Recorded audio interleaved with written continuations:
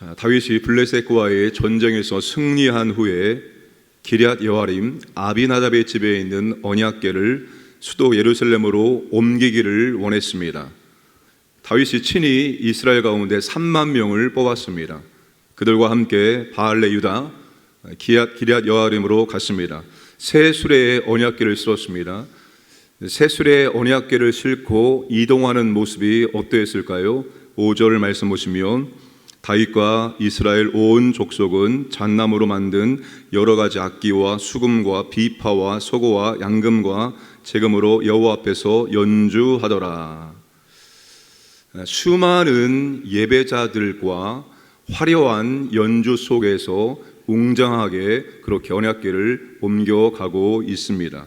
그런데 나곤의 타작 마당에서 소돌이 뛰므로 우사가 손으로 언약궤를 붙들었습니다. 7절입니다. 여호와 하나님이 우사가 잘못함으로 말미암아 진노하사 그를 그곳에서 치시니 그가 거기 하나님의 궤 곁에서 죽으니라. 다윗이 자신에게 분노하시는 하나님을 경험하고 여호와를 두려워하여 언약궤를 옮기는 것을 중단하고 가드 사람 오벳에돔의 집으로 보냅니다. 자, 하나님께서 우사를 죽인 것은 하나님이 정하신 방식대로 하지 않음에 대한, 또 하나님의 말씀대로 행하지 않음에 대한 강력한 경고였습니다. 성물을 만지지 말라, 그들이 죽으리라는 말씀 그대로 우사는 언약궤 곁에서 죽었습니다. 참 우사 입장에서는 억울한 일이 아니겠습니까?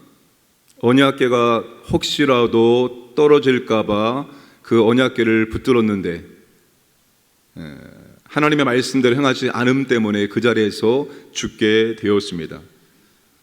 하나님이 정하신 방식은 고앗 자손들이 어깨에 메고 운반하는 것입니다. 그런데 다윗은 블레셋 사람들의 방식대로 새 수레에 언약궤를 싣고 옮기고 있습니다.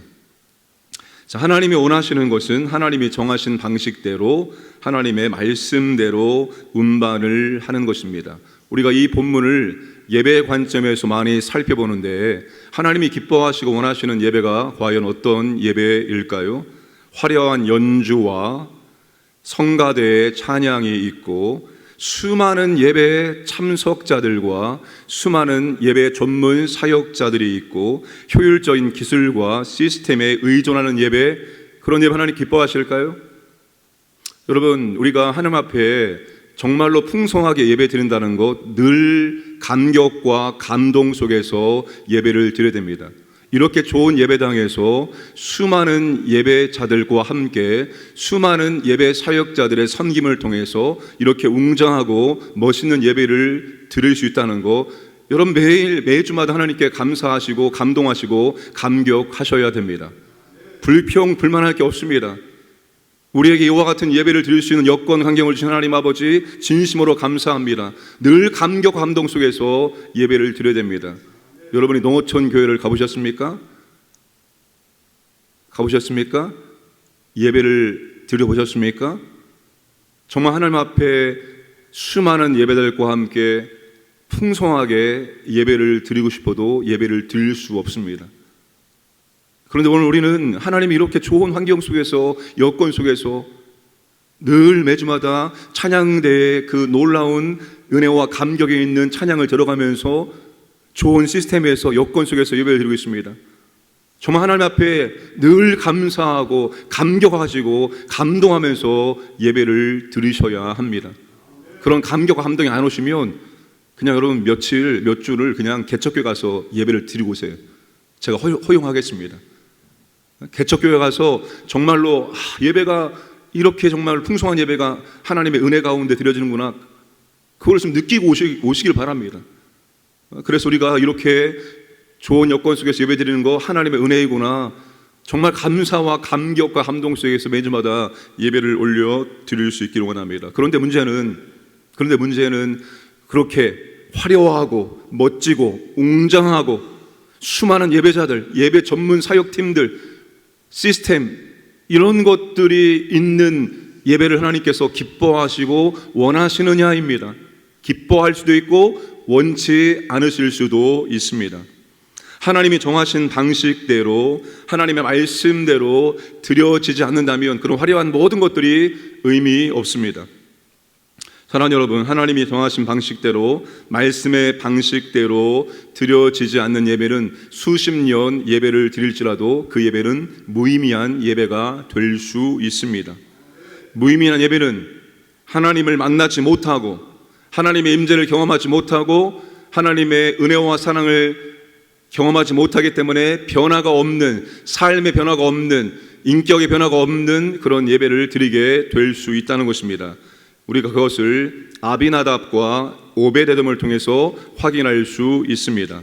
자, 언약궤는 기럇 여아림 아비나답의 집에 20년 머물러 있었습니다. 근데 여러분, 사무엘상 7장 1절과 2절 보시면 벳세메스 사람들이 언약궤를 가볍게 함부로 다름으로 말미암아서 하나님께서 뚜껑을 열어봄으로 7만 5천 명을 그 자리에서 죽이셨습니다. 겁나서 이 언약궤를 어디로 옮깁니까? 기럇 여아림 아비나답의 집에 옮깁니다. 사무엘상 7장 2절에 궤가 기럇 여아림에 들어간 날부터 20년 동안 오래 있은지라. 자, 언약궤가 기럇 여아림에 들어간부터 20년 동안 있었다는 것은 사무엘 시대를 의미합니다. 지금 여러분, 시간이 엄청 흘렀습니다. 다윗이 이스라엘의 왕이 되어서 이제야 언약궤를 기럇 여아림에서 예루살렘으로 옮기는 거예요. 그러니까 그 시간의 간격은 50년 정도의 시간이 흘린 겁니다. 50년 동안 아비나답의 집에 언약궤가 있었던 것입니다. 자, 50년 동안 언약궤를 지킨 아비나답의 집에 하나님의 은혜가 임했다, 하나님의 복이 임했다, 그런 말이 있습니까? 50년 동안 언약궤를 지키고 있었는데 하나님의 은혜가 임했다, 하나님의 복이 임했다, 그런 말은 한 번도 나오지 않습니다. 오히려 웃사가 잘못함으로 말미암아 하나님의 진노로 그 자리에서 즉사하였습니다. 하나님의 진노로, 하나님의 심판으로 죽었다, 이 말은 있어도 하나님이 은혜를 베풀었다, 하나님이 복을 베풀었다, 이런 말은 나오고 있지 않습니다. 반면에 언약궤가 가드 사람 오베데돔의 집에 들어가서 어떤 일이 일어납니까? 11절과 12절, 여호와의 궤가 가드 사람 오베데돔의 집에 석 달을 있었는데 여호와께서 오베데돔과 그의 온 집에 복을 주시니라. 어떤 사람이 다윗 왕에게 아뢰어 이르되 여호와께서 하나님의 궤로 말미암아 오베데돔의 집과 그의 모든 소유에 복을 주셨다 한지라. 이 하나님의 궤로 말미암아 오베데돔의 집에 하나님께서 복을 주셨습니다. 복을 주시는데 얼만큼 복을 주실까요? 오베데돔에 있는 사람에게서부터 들의 짐승까지도 오베데돔에 관련된 모든 것들 하나님께서 다 복을 내려 주십니다. 50년 동안 언약궤가 있었던 아비나답의 집에는 웃사가 죽는 일이 있었는데 석 달 머물러 있었던 오베데돔에는 하나님께서 복을 주는데 그냥 주는 것이 아니라 그냥 넘치게 사람에게 복을 주시고 가축에게 복을 주시고 만드는 일들마다 하나님께서 다 복을 주셨다는 것입니다. 하나님이 복을 주심으로 뭘 보여주십니까? 언약궤가 문제가 아니라는 거예요. 언약궤가 문제가 있는 것이 아니라 언약궤를 대하는 태도와 자세에 문제가 있다는 것입니다.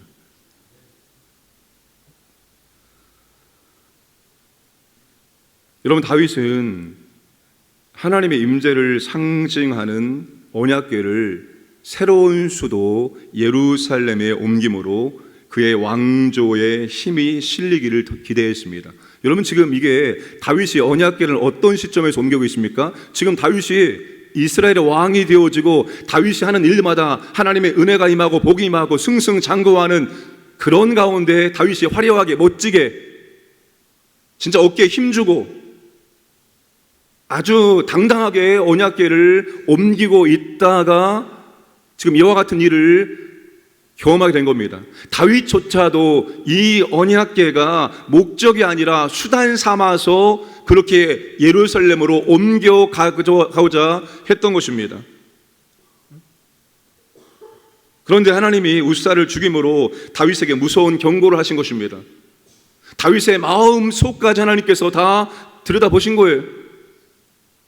네가 지금 블레셋이 언약궤를 빼앗았을 때처럼 이스라엘 백성들이 언약궤를 들고 전장에 나갔을 때처럼 네가 지금 언약궤를 목적이 아니라 수단으로 대하고 있다는 것을 하나님이 우사를 죽임으로 다윗에게 보여주신 것입니다.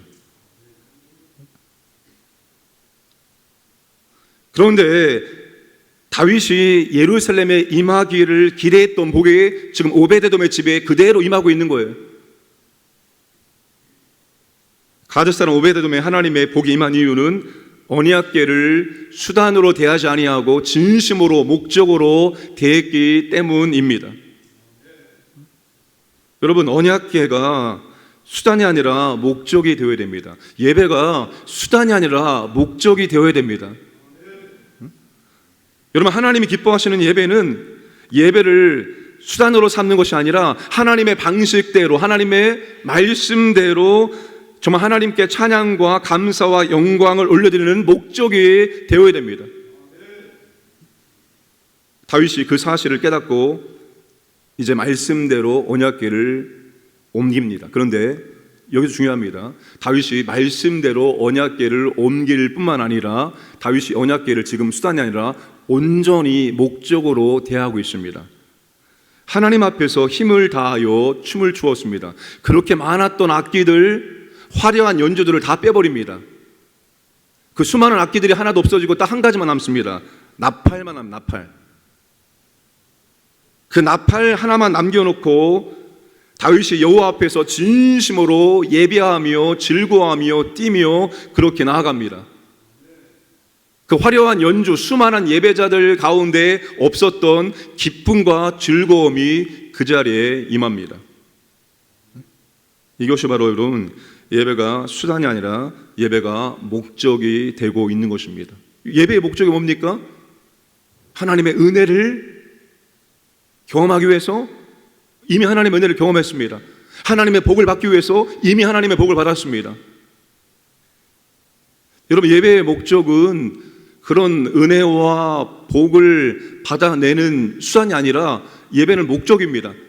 하나님의 은혜, 하나님의 사랑, 십자가의 사랑이 얼마나 대단한 사랑입니까? 십자가의 은혜가 얼마나 큰 은혜입니까? 그 십자가의 사랑과 은혜 때문에 감격, 감동해서 하나님 앞에 정말로 감사와 찬양과 영광을 온 마음으로 온 힘으로 올려드리는 것이 바로 예배입니다.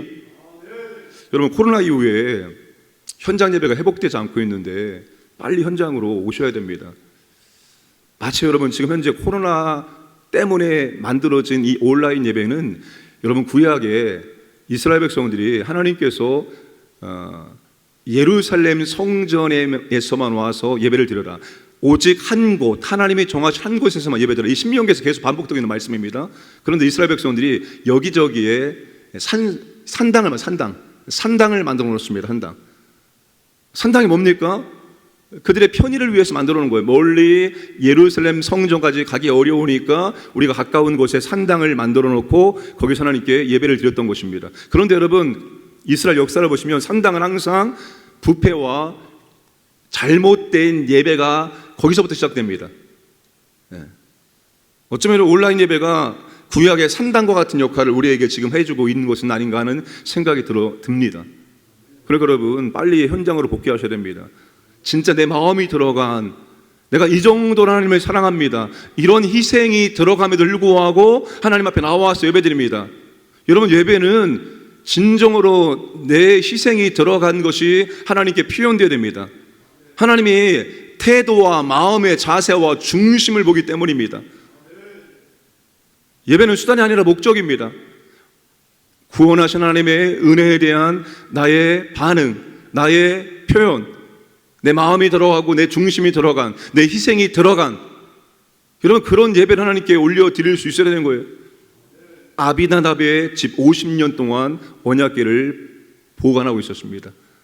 그러나 복은 임하지 않았습니다. 오베데돔 석 달 언약궤를 지켰습니다. 하나님의 놀라운 은혜와 복이 임했다는 사실입니다. 여러분, 진정으로 하나님께서 원하시고 기뻐하시는 예배, 하나님의 방식대로, 하나님의 말씀대로, 그리고 그 예배가 수단이 아니라 목적, 하나님께 감사와 찬송과 영광을 돌리기 위해서 내 마음이 들어가고 내 희생이 들어가고 정말 내 마음의 자세, 동기가 고스란히 배우는 그런 예배를 하나님께 올려드리시기를 주님의 이름으로 축복합니다. 함께 기도하겠습니다. 하나님 아버지, 우리가 신앙생활 하나님의 방식대로 할 수 있도록 도와주옵소서. 하나님 말씀을 주신 이유는 말씀대로 하라고 우리에게 말씀을 주신 것입니다. 말씀대로 하나님 아버지 신앙생활 할 수 있도록 은혜를 베풀어 주옵소서. 기도하시고 예배를 절대로 수단 삼지 않게 하시고 목적 되기를 원합니다. 하나님의 구원의 은혜, 나를 자녀 삼아주신 은혜, 그 은혜에 대해서 감사와 찬송과 영광을 드리고자 하는 그 목적을 이루기 위한 예배를 드릴 수 있도록 은혜를 베풀어 주옵소서. 우리의 마음이 들어가고 우리의 태도, 우리의 마음의 동기가 하나님 보시기에 기뻐할 만한 그런 동기와 태도를 될 수 있도록 은총을 베풀어 주옵소서. 기도하시고, 그리고 오늘 또 효도강강했습니다. 하나님 좋은 날씨를 허락하여 주옵소서. 안전하게 즐겁게 잘 다녀올 수 있도록 은혜를 베풀어 주옵소서. 함께 합심하게 기도하겠습니다. 아버지 하나님 감사합니다. 오늘 아버지 하나님 우리에게 한날을 선물로 허락하시고 이 새벽에 아버지 하나님 깨어 주 앞에 나와서 예배드릴 수 있도록, 말씀드릴 수 있도록, 기도할 수 있도록 은혜 주심을 진실로 감사합니다. 아버지 하나님, 하나님의 방식대로, 하나님의 방식대로, 하나님 말씀의 방식대로 우리가 신앙생활하기를 원합니다. 예배드리기를 원합니다. 기도하기를 원합니다. 섬기기를 원합니다. 우리에게 은혜를 베풀어 주옵소서. 아버지 하나님, 예배가 수단이 아니라 목적 되기를 원합니다. 구원의 은혜에 대해서 감사하고 진심으로 하나님께 찬양과 영광을 올려주시길 원합니다. 내 마음을 다 보신 아버지 하나님, 내 마음의 태도와 자세가 정말로 아버지 앞에 온전한 예배를 드리고자 예배드릴 수 있도록 은혜를 베풀어 주옵소서. 나의 편리 때문에 아버지 하나님 예배를 가볍게 대하지 않도록 도와주시고 희생이 들어간 진정한 예배를 주 앞에 올려드릴 수 있도록 은혜를 베풀어 주옵소서. 예배의 본질과 목적이 있는 예배를 아버지 앞에 올려드릴 수 있도록 은혜를 베풀어 주옵소서. 오늘 아버지 하나님 우리 시니어 하나님 호동하겠습니다. 하나님 아버지 시작부터 마칠 때까지 좋은 날씨를 주시고 하나님 인도해 주시옵소서. 안전하게 아버지 하나님 인도해 주시옵소서. 하나님의 은혜를 감사하면서 나갈 수 있는 복된 시간 될 수 있도록 인도해 주옵소서. 역사하여 주옵소서. 사랑의 아버지 하나님 감사합니다. 오늘 또 우리에게 하루를 선물로 허락하시고 새벽을 깨우게 하시고 주님 전에 올라와서 말씀 듣고 기도할 수 있도록 은혜 주심을 진실로 감사드립니다. 이제는 아버지 하나님, 하나님의 방식대로, 하나님 말씀의 방식대로 신앙생활할 수 있도록 인도하여 주옵소서. 아버지 하나님, 우리에게 66권 성경을 우리의 손에 주었습니다. 이제는 말씀 따라 살아가라고, 이제는 말씀 따라 아버지를 섬기라고 우리에게 말씀을 주셨사오니 그 말씀의 방식 따라서 우리가 아버지 앞에 나아가고 기도하고 예배드릴 수 있도록 은혜를 베풀어 주옵소서. 아버지 하나님, 예배를 수단 삼지 않고 목적으로 대할 수 있기를 원합니다. 하나님의 구원의 은혜에 진심으로 감사하여서 정말 하나님께 찬송과 감사를 올려드리기 원합니다. 우리의 마음의 동기, 우리의 마음의 자세와 태도가 아버지가 정말로 기쁘게 받으실 만한 태도와 자세를 될 수 있도록 은혜를 베풀어 주옵소서. 진실로 예배를 존귀하게, 예배를 귀하게 여길 수 있기를 원합니다. 아버지 하나님, 나의 편리 때문에 예배를 가볍게 대하지 않도록 도와주시고 희생이 들어간 예배를 아버지 앞에 온전히 드릴 수 있도록 은혜를 베풀어 주옵소서. 그리함으로 이 예배가 아버지 임재하시고 아버지를 만나고 아버지 은혜와 사랑이 부어지고 내가 진심으로 아버지를 더 사랑하고 내가 변화될 수 있도록 은혜를 베풀어 주옵소서. 오늘 아버지 하나님, 우리 시니어 효도관광을 갑니다. 시작부터 마칠 때까지 하나님 아버지 좋은 날씨를 주시고 우리를 인도해 주시고 안전하게 건강하게 잘 다녀올 수 있도록 역사하여 주옵소서. 오늘도 아버지 하나님 깨어 기도하는 주의 자녀들에게 하나님의 사랑과 은혜를 더하여 주옵소서. 또한 아버지는 우리 광인의 모든 가족들 하나님께서 보호하시고 인도해 주시고 오늘도 삶의 현장에서 똑같은 일에 반복되는 현장 속에서 하나님을 의지하고 하나님을 바라보며 나아갈 때 하나님의 놀라운 임재와 은혜와 능력을 경험하고 하나님께 감사와 찬송과 영광 돌리는 복된 날을 살아갈 수 있도록 인도하여 주옵소서. 감사하며 모든 말씀 예수님의 이름으로 기도드리옵나이다. 아멘.